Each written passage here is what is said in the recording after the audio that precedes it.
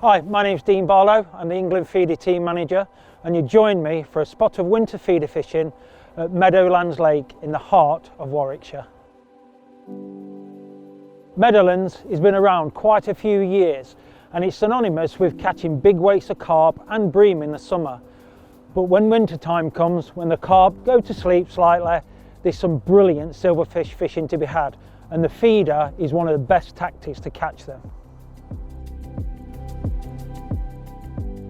So as you can see, today is a typical winter's day. It's absolutely freezing. The wind is so chilly, it's unbelievable. This can make the fishing a little bit more tricky. So you have to fine everything down. You can fine your lines down, your hook size, even your feeders. And most importantly, you need to fine down your quiver tip size.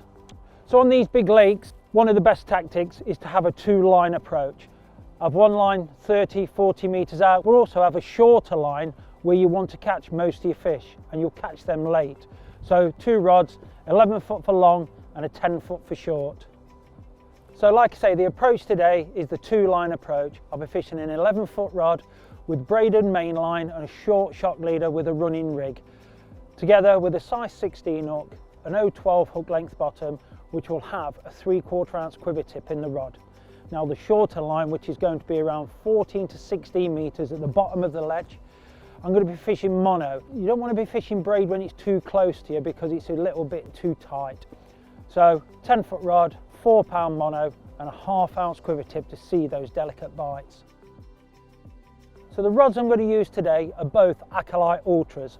These rods have been around for a few years now and they're absolutely perfect for this winter fishing where you're using fine hooks and fine line. But we've introduced two brand new tips, a 3/4 ounce carbon and a 1/2 ounce carbon, which makes the rod so much more versatile. So in winter, the water goes absolutely freezing cold. The fish don't move around as much as the summer, which means bite indication can be really difficult to see.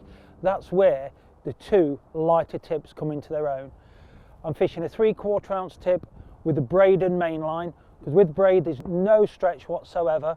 So a 3/4 ounce tip, plus I'm casting a little bit further, I will be able to see all the delicate indications and everything that I need to get the most out of my peg. With the shorter line, where I'm fishing monofilament, there is a little bit of stretch in mono, so that again the bites are even harder to see, and that's where the 1/2 ounce tip really comes into its own. It means I can see everything that the fish are doing. If I'm getting little indications, I can alter my feed or change my feeder to know that the fish are in my peg, and if they're not picking up the bait, it can make those decisions which can change a good day into an absolute brilliant day. Over the last few years, feeder fishing has become a massive part of our sport. Many years ago, when I first started doing a bit of feeder fishing, in the late 80s, early 90s, you had a feeder rod with only one or possibly two tips. But more people going feeder fishing, the more new technology comes, and just like pole fishing or any kind of float fishing, you have an array of floats to use for the right situation. And now we have a range of quiver tips to suit every kind of situation that will suit the venues that you fish. So the session today, we started off putting quite a bit of bait close in and not so much where we was going to start on the long line. And we've had indications from the start, but not many hookups. And this is where I like to use the fine tips. If you had a thicker tip on, you wouldn't see any of the bites. You would think there was no fish there. But with the fine tips, you can see that the fish are in your swim, so you need to change them to get them to pick up the bait. So after a few little changes, a different kind of feeder, we started catching a few more fish. And it was the same on the short line as well. A change of feeder, a change of bait, and was catching a fish every cast. So as you can see, the light's fading, usually the best part of the day to catch some bigger fish.